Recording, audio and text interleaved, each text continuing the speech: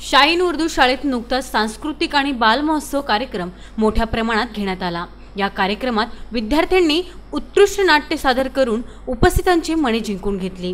त्या निमित्ताने शाहीन उर्दू शाळेत बक्षीस वितरण कार्यक्रमाचे आयोजन करण्यात आले होते। या कार्यक्रमाच्या सुरुवातीला काश्मीरच्या पुलवामामध्ये शहीद झालेल्या जवानांना भावपूर्ण श्रद्धांजली अर्पण करण्यात आली। यावेळी विद्यार्थ्यांना अकोट नगर परिषदेचे प्रशासन अधिकारी नंदकिशोर हिंगणकर यांच्या हस्ते बक्षीस वितरण करण्यात आले। यावेळी मान्यवरांचे स्वागत शाळेच्या शिक्षकांच्या हस्ते करण्यात आले।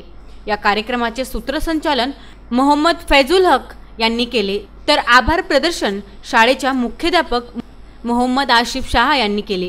या कार्यक्रमात शाळा समितीचे अध्यक्ष सय्यद असलम, सय्यद जाफर, शाळा समितीचे उपाध्यक्ष समीउल्लाह खान तसेच मोहम्मद रियाज, मुख्याध्यापक अजीज शाह, सय्यद अनवर, शाकिर खान आणि शाळेचे सर्व शिक्षकवृंद उपस्थित होते। VC न्यूज करता जावेद शाह यांचा हा वृत्तांत।